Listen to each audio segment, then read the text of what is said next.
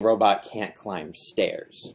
However, if you were to look at it from the top, it would appear that the path is flat, which would allow him to walk along the path to up until the red block, which can't be crossed in 2D, so you change it back into 3D, and then he can continue to the green block.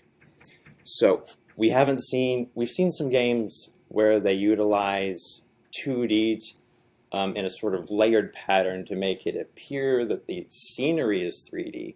We haven't seen anything that uses 2D and 3D in their mechanics of the game. So that's why I think it would be important to study. And not only that, but since it's open source, we can actually go into the code and see exactly how it was done, which I think would be an excellent learning experience. And it's free, which is awesome.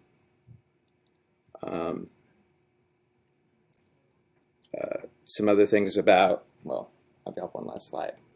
Stab Yourself Games kind of likes to do lots of puzzle sort of things, which get really frustrating at times. And I think that's where their name comes from. They also do things like they have Tetris with physics added, which, like you'll have one of the blocks that's kind of like this and it'll fall over. In order to compensate for that, you have to rotate the block. It's not just the 90 degrees, it's the full 360. That was long, sorry.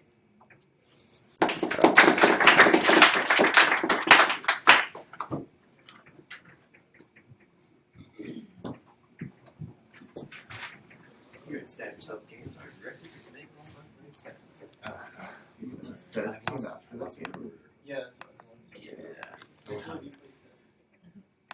please. All right. 3, 2, 1. Hello, I'm here to talk to you guys about EVE Online, the game I absolutely hate or love. I have love-hate relationship with it. It is released in 2009. It's a MMORPG sandbox space simulator. It's survived for like 6 years now. It's the most hardcore game I've ever played.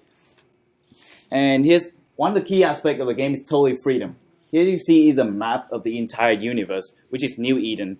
This consists of 5,000 statical star systems and about like 2,500 randomly generated world. And along this is NPC control. The other on the screen, that's the skill systems. And another thing is the skill systems. There you go. It's really complex. If you have to go to the bathroom in EVE, you have to learn the skill to go to the bathroom. Exactly. That's how it works.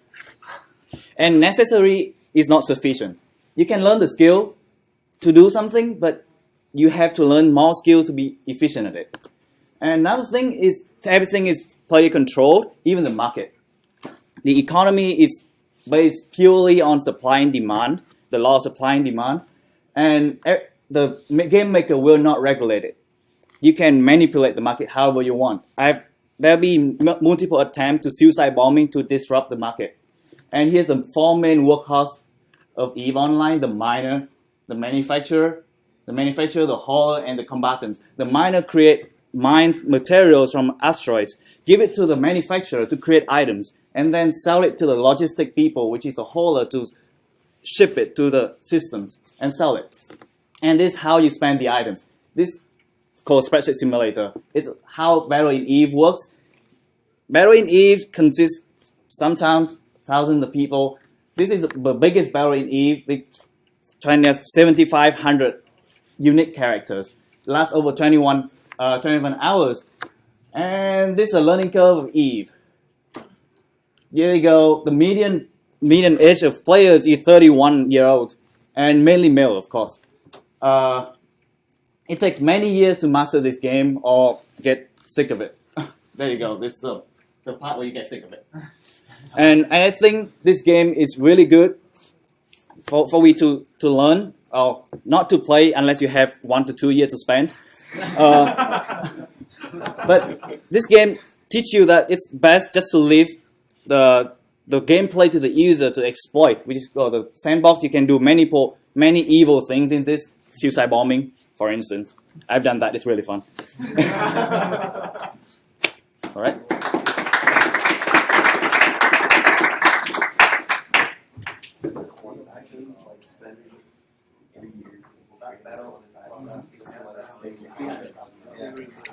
There's like 50,000. I mean, they didn't actually spend $50,000 real dollars. But it's equal. Yeah. Right. Oh yeah. Okay, so I'm here to talk about why I believe that Crypt the Necrodancer should be added to our course's game canon. And this is because it adds several new features that weren't in any of the games that we've seen before, like an emphasis on the concept of fairness, rhythm, and freedom. So what is Crypt the Necrodancer? It is an indie-developed, early access, hardcore, top-down dungeon crawler, roguelike rhythm game. What? And that is a huge mouthful, but it essentially tells you everything that you need to know about the game. So, Crypt the Necrodancer has a few main inspirations. Essentially, the original Rogue and Spelunky. So, the original Rogue, you can see the inspiration in the fact that it's a top-down dungeon crawler. But the developer felt as if whenever he died, it was kind of the game's fault. It wasn't something that he could have avoided. But Spelunky has an emphasis on fairness, and this game is trying to have that as well. So whenever you die, it's because you messed up. It's because you had a way out, but you blocked yourself into a corner, or you just did not do it correctly. Because it has an emphasis on fairness, though, that doesn't mean it's easy. So in this screen, for example, I can actually figure out how to get out of this situation just because I know how all of the monsters move, even though you're surrounded by three monsters and a wall. So one really big part about this game is the rhythm. And this is because your character has to move to the beat of the music. But then again, so do all the monsters, and they have specific patterns that they move. So the developer phrased this in a way that it's essentially a turn-based strategy game where the turns are just very short, and your only decisions are, well, do I move left, right, or back? You have several different characters that you can play and unlock. You start out as Cadence, but for example, you could play as Eli, who has infinite bombs. Can't use any other weapons, but infinite bombs. And for example, the bard doesn't have to move to the beat of the music, but when he moves, everything else does as well. And the freedom in this game is really cool. So you can play it with your keyboard if you want, or a game controller. But if you have a dance pad, and if you do, and I'm very jealous of you, you can play with a dance pad. You can also use custom music, so I know you want to rock Blank Space, it'll be fine. No one will judge. And another one of my favorite things about this game is the fact that it's still in early access, which means that new updates are being released a lot, and you can see every time exactly what they added, and you can figure out maybe why a user might find this fun. For example, the shopkeeper that looks evil, that was added while I started playing the game, and it scared me whenever I walked into a shop and he randomly started trying to kill me. So, yeah, that's why you should play Crypt the Necrodancer.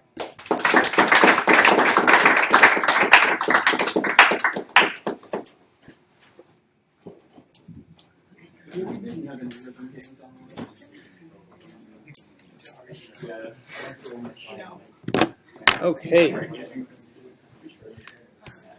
I thought that was awesome. I thought you all prepared really well for that. I was so excited. Let's give ourselves a hand of applause. Good job. Cool. So, now we have some choices to make. Now we've got some things we presented. We need to figure out which game we're probably going to add next time. So, on the course website now, there should be a form for you to go vote. Open up your laptop, pick the top 3 choices, and then from that, we'll aggregate, look at results, see what we get.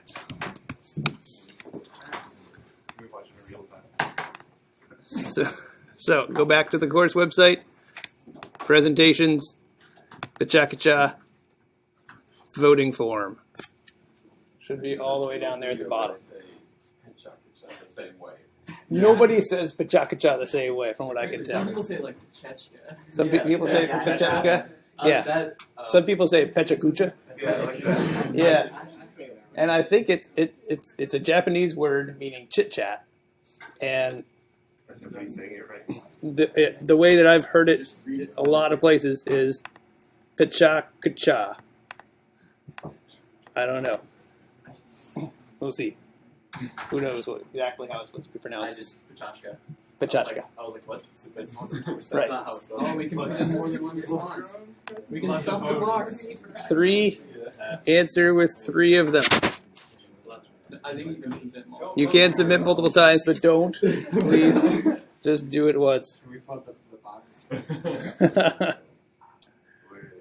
Okay. Somebody write a Python script. So let's see where we are. 9 people have voted so far. We should have 17 votes. Here you can vote. You can vote on your phone if you want. Should be able to Just get. keep voting. Vote once. Vote once. No voter fraud here. It's so strange that there's 21 votes. Maybe your Twitch chat got to the voting. They might. Yeah, there were some people on the chat. There's some people on the chat right now. I think they're watching. Oh, they might get on the chat. There's people in Yes. chat. Hi. How many people are in chat? Yes. Type in that whole thing there. They've got to type it all in. Yeah. No, send them the link There's to the Twitch 1,000 chat. votes. But yeah, so we've been I just watching saw these this stream of A videos. bunch of people talking about a bunch of indie games. You want to watch Yes. it? Yes. So where do we get? There's a little bit of lag though. It's on the link. Yeah. That was one. 13 responses. Let's take just Oh, 10 more seconds. 10 more seconds. Complete your voting. Whoa. 3 of you. Whoa. I just found it. Sir. Oh. Calm down. I'm sure. Gotta get these votes in. We have Gotta 10 run. minutes. We got other stuff to talk about. Round 2. Oh no. Hey, they're chatting back on Twitch. They said hello. So, yes. Sweet. Okay, one more. One more. Let's see what we got then. Oh, nope. Just found the form. Go. Oh, come on. Click the buttons. Click the buttons. Okay, so while we're waiting for Ian to vote, one thing I would like, there we go. I would like you to go watch yourself on Twitch and write an evaluation of what happened. What went well, what not well, because it's part of the learning process to say, this was an extremely compressed experience. This was an extremely constrained experience that I put you through. And I think it was a valuable experience to say, presentations should be smooth like this. When you give presentations, you should not just ramble on for 15, 20 minutes. You should be concise. You should be practiced. Did you do that well or not?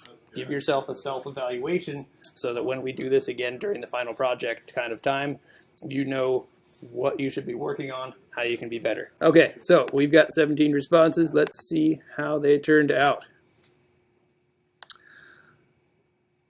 Crypt of the Necrodancer got the most votes. Wow. Yay. That's one of the most unique games I've ever heard of. So,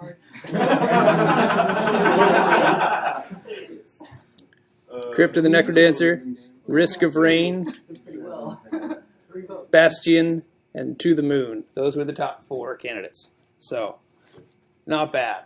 We will be adding that in when I teach this again in probably 2 years. Of course, there's probably going to be a whole bunch of new games by then, because those were new ones. But, excellent. Yeah, but these ones are better than those. These ones are better than the new games in the next 2 years. Yes.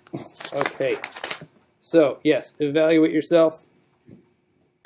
What's coming up? What do I want you to work on over the weekend? On Tuesday, we talked about scripting. We introduced how to do some scripting, and we talked about mazes. It's a little vague. This is what I want you to be thinking about. I will put this on the course website for the next project. I want you to generate a maze.